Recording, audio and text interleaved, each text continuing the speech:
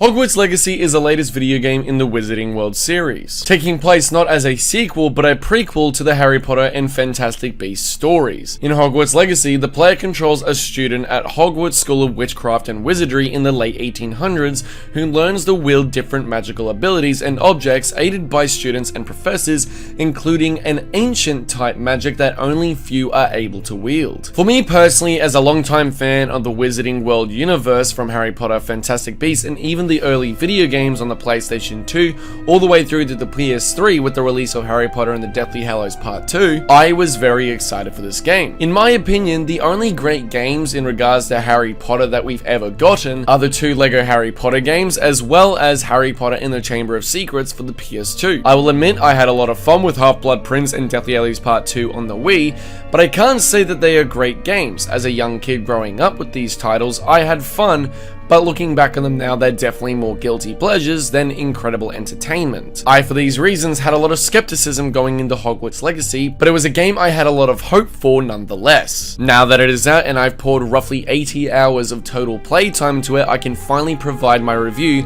and what I have to say about Hogwarts Legacy. My name is Patrick Burrow, and this is Critics Play Games.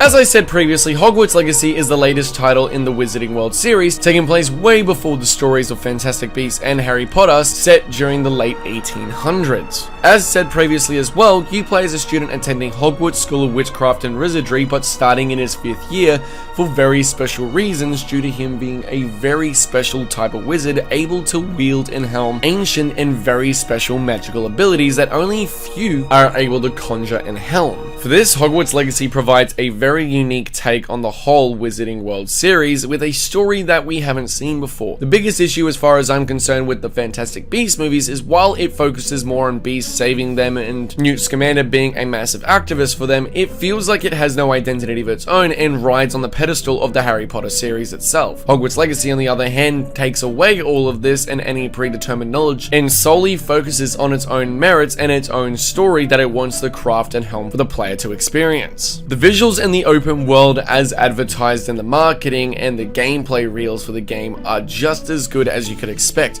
The visuals of Hogwarts Legacy are breathtaking, and the open world is just as fun and imaginative to explore as you would hope. It definitely has that big, broad, open world RPG feel behind it where it is an absolute wonder to explore. You want to search every crevice and every ditch that Hogwarts Legacy has to provide. Everything is so meticulously crafted with detail, whether it's from close up or even at a distance. It's not just Hogwarts or Hogsmeade that you can explore, but everything in the Forbidden Forest and beyond in the northern regions or the southern regions of the map, but even to the Forbidden Forest as well as the northern regions and southern regions of Hogwarts. There is so much to do in this game that even after finishing the story, which only took me maybe 25 to 30 hours, I still didn't want to stop. Going through and doing all the side quests, developing the characters as well as this world even further was absolutely wonderful, providing a great reason to 100% complete this game from beginning to end,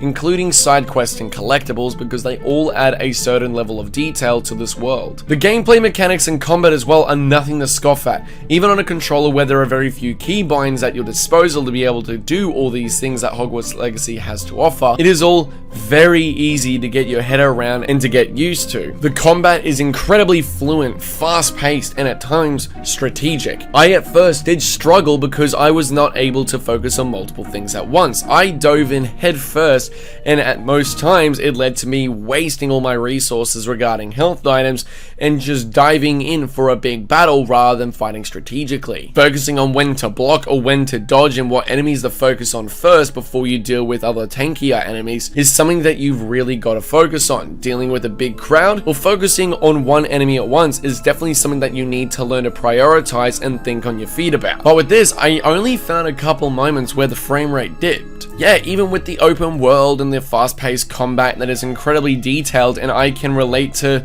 you know, Dark Souls or Bloodborne in a way. The frame rate only dipped for me, never actually in combat moments, but in moments of me doing linear storytelling where it was just a straight path. But for this, the side quests, assignments, and learning new spells is also incredibly fun, interactive, and never feels like a bore. The side quests always add an element to the world or other characters alike, whether it's your main companions Sebastian, Natty, and Poppy, or whether it's other students around Hogwarts, or even teachers and other clerks in Hogsmeade. Every little task you do, every little side mission you do adds this elevated effect to the story, the world, as well as yourself and your own character, to give them a story that feels worthy of your time. These side quests I also found incredibly important for teaching you how to actually get used to certain mechanics and also different features of the game, whether it's capturing certain fantastic beasts that you can help and save from poachers, or flying on a broom to do time trials to unlock different upgrades for your broom of your selection, delivering potions to other people around the world of Hogwarts for the owner of the potion store to unlock new potions and recipes, and even backtracking to the room of requirements so you're not having to go to Herbology or go to the potions room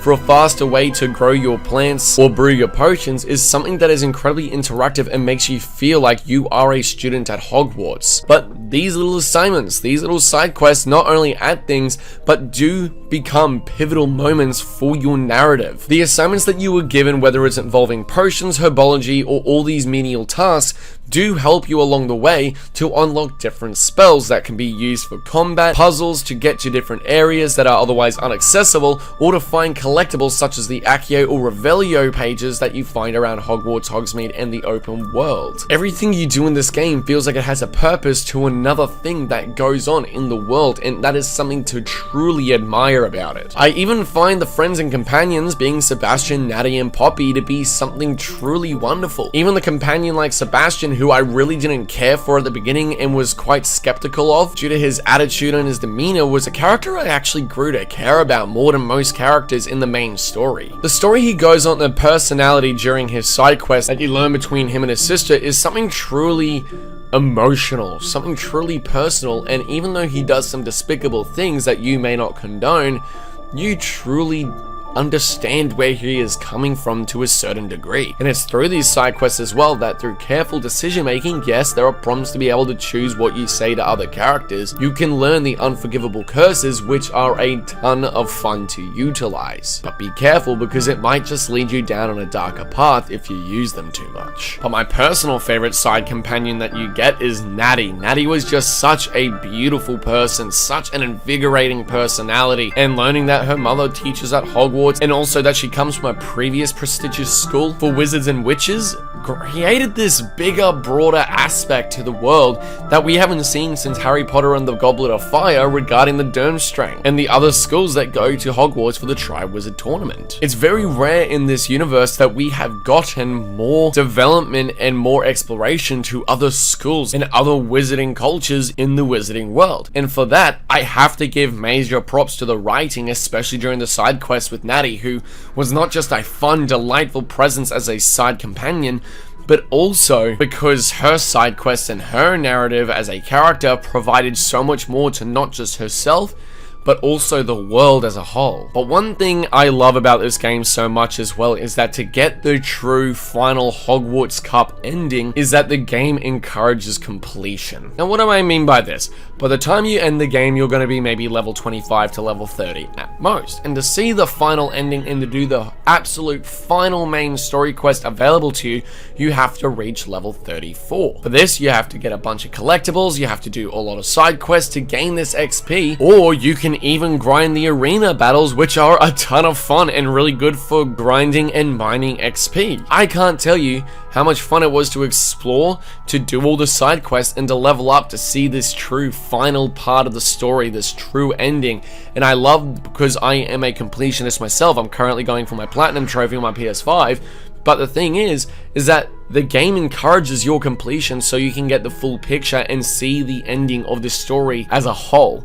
And that is something I truly love, truly admire, and I wish more games did this. However, I will say that there are a few issues here and there with Hogwarts Legacy. For one, the gameplay and bugs. I have a lot of praise to give to it, but as previously mentioned, there are a few bugs here and there, whether it's you glitching in the terrain or things just not loading in regarding the environment every once in a while. I only encounter this issue maybe once or twice.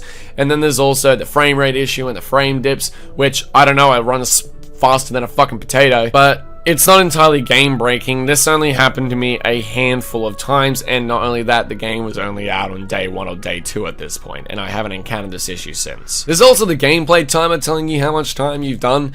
I know I've done well over at this point 80 hours because I have been timing it myself for this review, but at the same time, my save file says I've only done around about 35 hours, which I don't know if it includes cutscenes, I don't know if it includes character interactions for that, I don't know if that's a big part of it, but I highly doubt around about 45 hours is dedicated to cutscenes as well as character interactions that you do throughout Hogwarts, Hogsmeade, and the world that we have at our disposal here.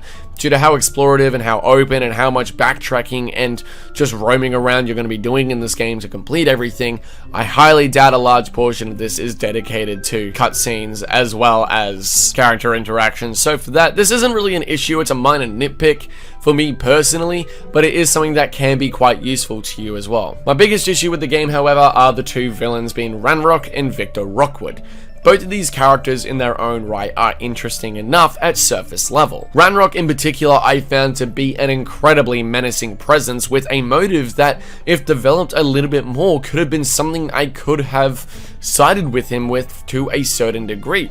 I understand where he's coming from, but unfortunately it's underdeveloped, and for most of the story he's actually quite absent. For a certain portion I kind of forgot Ranrock was even in the game, and that is really upsetting because Ranrock does provide a very menacing presence and a demeanor that is not to be discouraged. Victor Rockwood as well, he comes off as a really slimy bastard throughout the game whenever he is present, but unfortunately both Ranrock and Victor Rockwood are not nearly present enough, and there is not enough given to them in regards to writing, development, and their overall narrative and journey as well for what they are trying to accomplish, that it feels very surface level and almost like wasted opportunity. Especially when it comes to Victor Rockwood to a certain degree as well, as he has a particular relation and heritage to another character called Charles Rockwood in the game, which we as our main character meet for certain reasons I obviously won't spoil, but there could have been so much there besides a single line of dialogue that goes in passing near the end of the game's main story. Overall though, Hogwarts Legacy is an absolute wonder to behold. It's a beautiful open world experience that is an absolute visual splendor. It's interactive, it's so much fun to roam and explore, the side quests, the combat, everything feels like it is incorporated